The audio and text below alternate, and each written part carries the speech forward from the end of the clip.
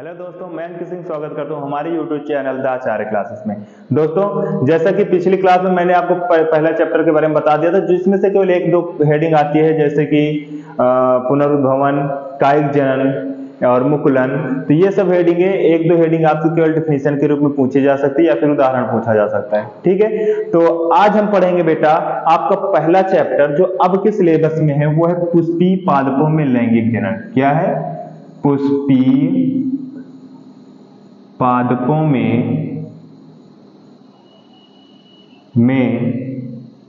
लैंगिक जनन।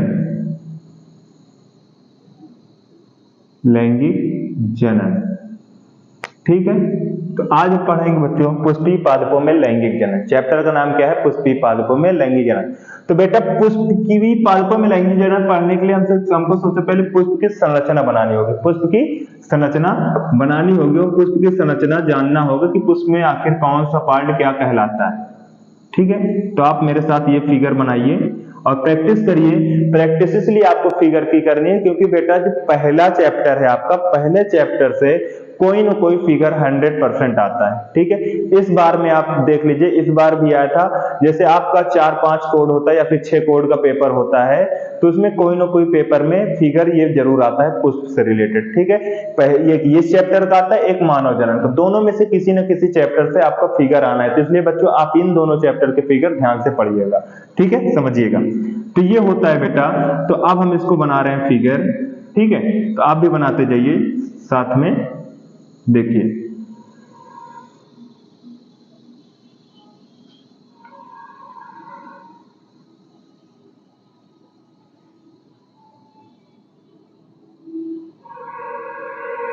देखिए बेटा, ये ऐसे पुष्प बनेगा। ठीक है, आप लोग थोड़ा इसको अच्छे से बना लीजिएगा। ठीक है, ये देखिए, ये हमारा पुष्प हो गया। ध्यान रहे बेटा, हम जिस भी पुष्प के बारे में पढ़ेंगे वह द्विलिंगी होगा। कैसा होगा? द्विलिंगी होगा। इससे पहले चलिए हम लोग थोड़ा सा जान लेते हैं पुष्प होता क्या है। ठीक है, पुष्प की डिफिनेशन अगर आपसे पूछ ले कोई कि पुष्प होता क्या है, तब आप क्या बताएंगे? तो सीधी सी परिभाषा इसकी बनेगी, पुष्प किसी भी पौधे का एक सघन प्ररोह होता है। प्ररोह का मतलब पंखुड़ियां होती हैं या फिर तना होता है, यानी सघन तना होता है, वही क्या कहलाता है? पुष्प कहलाता है। जो अत्यंत क्या होता है? आकर्षित करने वाला होता है। ठीक है, और ये अलग अलग पुष्प अलग अलग पौधे में अलग अलग रंग के तथा आकार के होते हैं। ठीक है, ये आकर्षित करने वाले होते हैं तथा ये सुगंधित भी हो सकते हैं। ठीक है, दूसरा पॉइंट क्या कह रहा है कि पुष्प के प्रकार, यानी पुष्प कितने प्रकार के हो सकते हैं। तो पुष्प बेटा 2 प्रकार के होंगे लिंग के अनुसार, एक लिंगी पुष्प। ठीक है, एक लिंगी पुष्प होगा और द्विलिंगी पुष्प होगा। ठीक है, कैसे होंगे? एक लिंगी तथा द्विलिंगी पुष्प होंगे। ठीक है बेटा, एक लिंगी पुष्प में आपको समझ में आ रहा होगा कि एक ऐसा पुष्प जिसमें केवल नर भाग होगा या तो मादा भाग होगा। ऐसा पुष्प जो या तो नर होगा या तो मादा होगा, उसे क्या कहेंगे? हम एक लिंगी पुष्प कहेंगे। जबकि द्विलिंगी पुष्प क्या ऐसे होते हैं? द्विलिंगी पुष्प ऐसे पुष्प होते हैं जिनमें नर तथा मादा दोनों भाग पाए जाते हैं। तो ये बेटा हमको नहीं पढ़ना है, हमको इस पुष्प के बारे में जानना है, क्योंकि हमको पढ़ना है लैंगिक जनन। क्या पढ़ना है? लैंगिक जनन पढ़ना है। तो इस पुष्प का, द्विलिंगी पुष्प का हम फिगर बनाएंगे, उससे समझेंगे कि पुष्प की संरचना क्या होती है। तो आपका पहला टॉपिक जो होगा, जो पहला हेडिंग आपका होगा बेटा, वो आपकी पहली हेडिंग है पुष्प की संरचना। क्या है? पुष्प की संरचना। चलिए समझते हैं। उससे पहले एक चीज और समझ लीजिए कि पुष्प आप क्या कहते हैं। हाँ, समझिए जरा, पुष्प की संरचना। पहली हेडिंग पुष्प की संरचना। ठीक है, पहली हेडिंग आपकी बनेगी पुष्प की संरचना बेटा। ठीक है, तो पुष्प की संरचना, ये हमारा पुष्प की संरचना हो गई, यानी कि पुष्प का चित्र हो गया, फिगर हो गया।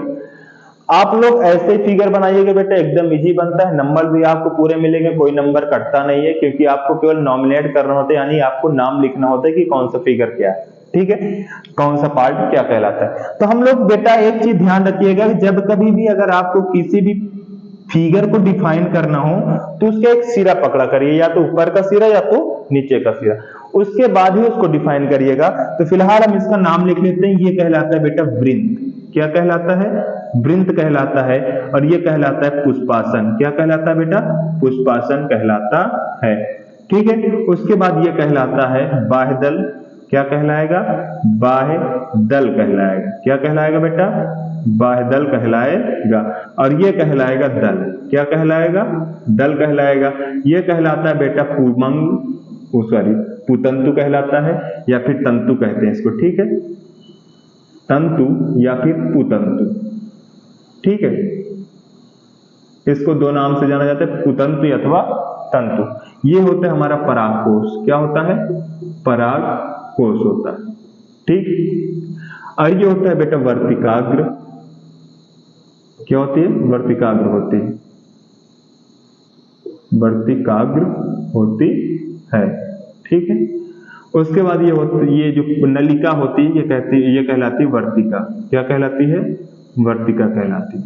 ठीक है, और यहाँ पे ये वाला भाग जो होता है बच्चों, ये वाला भाग ये कहलाता है अंडाशय। क्या कहलाएगा? अंडाशय कहलाता है। क्या कहलाता है बच्चा? अंडाशय कहलाता है। और इसमें छोटी छोटी कोशिकाएं बनाएंगे जिन्हें हम कहेंगे अब अंड उपकरण या फिर अंड कोशिकाएं। क्या कहलाएंगी? अंड कोशिकाएं कहलाएंगी। ठीक है, याद रहेगा।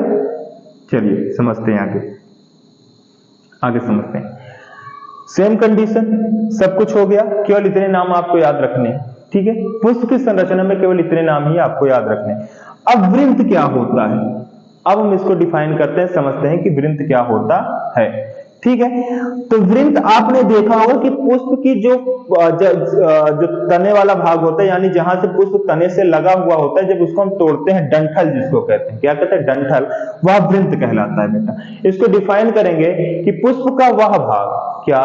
पुष्प का वह भाग जो पुष्पासन के नीचे स्थित होता है और यह पुष्प को टहनी से जोड़े रखता है, क्या कहलाता है? वृंत कहलाता है। क्या कहलाएगा बच्चों? वृंत कहलाएगा। ठीक है, इसके ठीक ऊपर आते हैं तो पुष्पासन हमको मिलता है। क्या मिलता है बेटा? पुष्पासन। पुष्पासन को कैसे डिफाइन करेंगे? पुष्पासन एक फूली हुई संरचना होती है। कैसे संरचना होती है?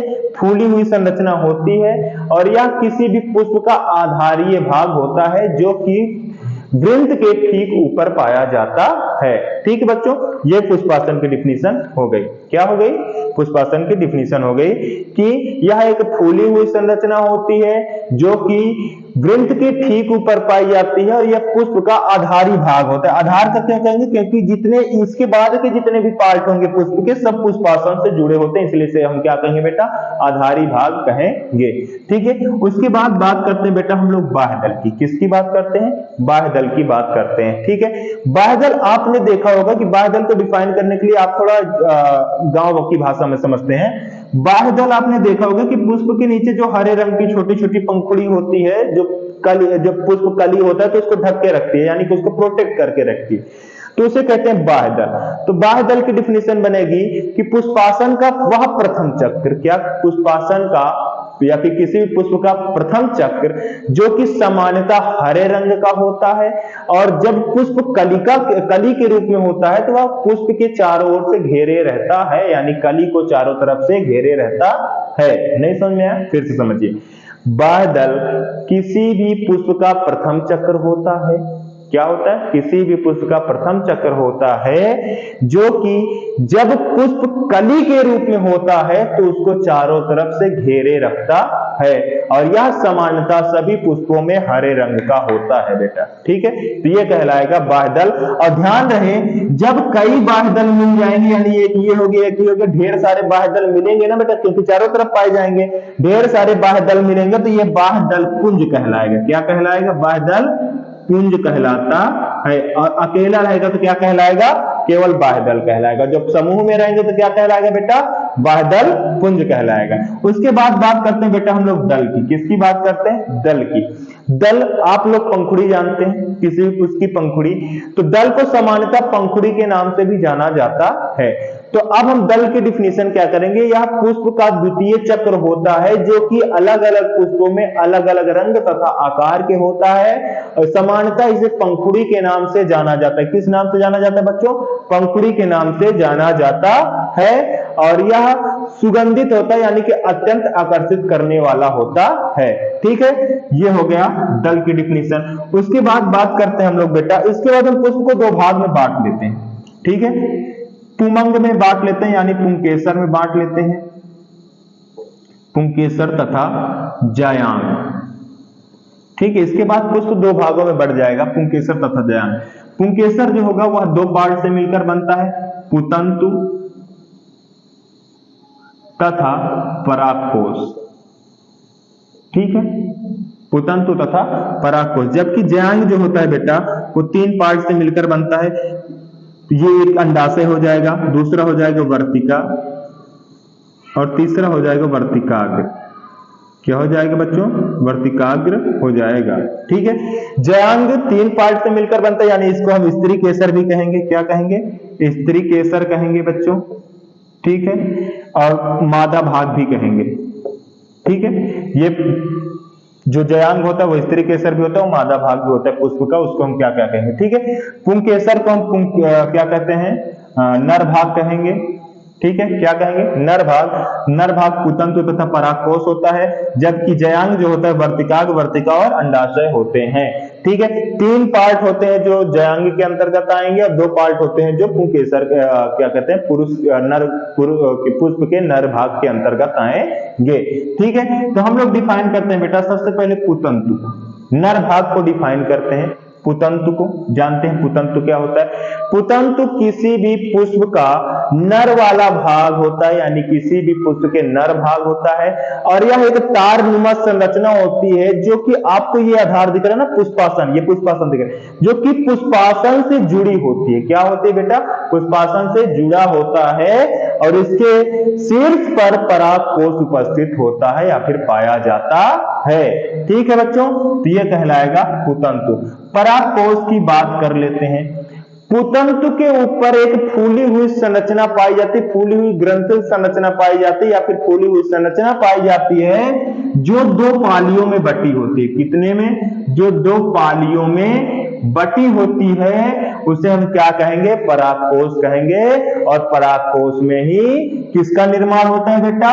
परागकण का निर्माण होता है। किसका निर्माण होगा? परागकण का निर्माण होता है। ठीक है बेटा, आपको समझ में आया पुंकेसर क्या होता है?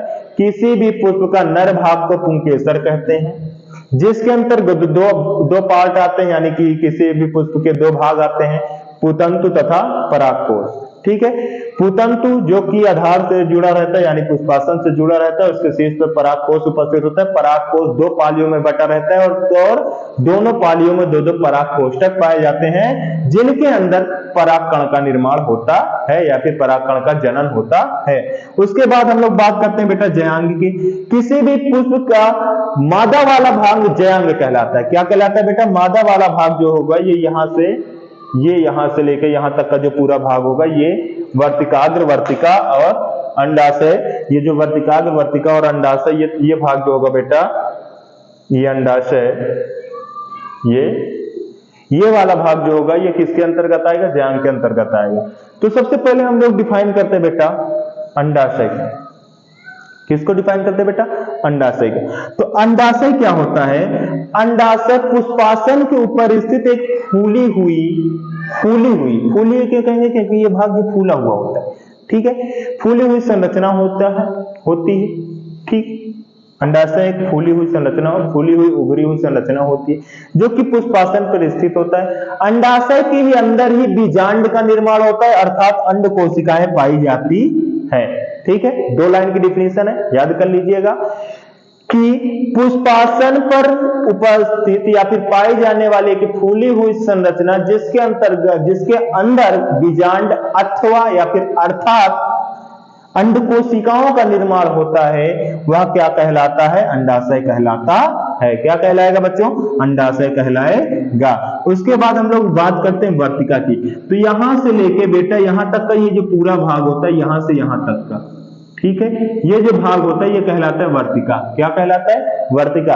तो आपको कुछ नहीं करना है, आपको बस ये बताना है कि अंडाशय के ऊपर एक नलिका रूपी संरचना पाई जाती है, जिसके अंदर से यानी जिसके माध्यम से पराग नली बीजांड तक पहुंचती है या फिर अंडाशय तक पहुंचती है, उसे हम वर्तिका कहेंगे।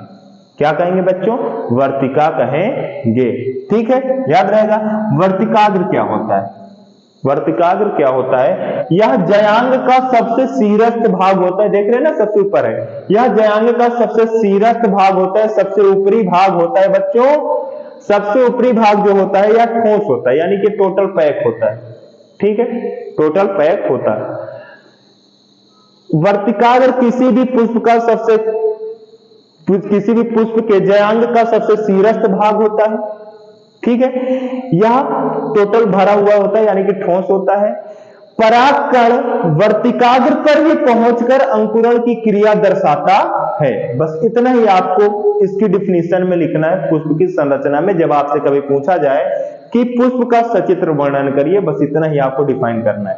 आपको एक एक शब्द, एक एक जो हेडिंग है, जो पार्ट है, उसकी हेडिंग डालना है। उसके बारे में 2-2, 4-4 लाइन जितना हमने बताया आपको, बस उतना ही याद करना है। आपका ये क्वेश्चन बेटा 5 नंबर का आता है। ठीक है, तो याद रखिएगा, आप इसका स्क्रीनशॉट ले लीजिएगा, बेटा नोट्स बना लीजिएगा जरूर से जरूर। ठीक है, तो ये इतने भाग हो जाते हैं पुष्प की संरचना के अंतर्गत। ठीक है, तो ये हो जाती है बच्चों पुष्प की संरचना।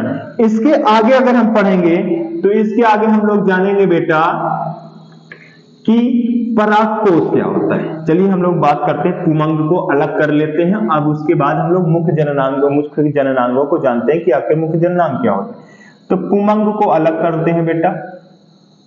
ठीक है, पुमंग को अलग करते, इसमें 2 भाग आए थे हमारे पास। एक था पुतंतु, जो कि क्या था, एक तारनुमा संरचना होती है, और एक था परागकोश। ठीक है, क्या होता है बेटा? परागकोश। तो परागकोश की जो संरचना होती है बेटा, वो कुछ ऐसी होती है। ठीक है, कुछ ऐसी संरचना होती है, और मध्य से ये बटा होता है। ठीक, मध्य से ये बटा होता है।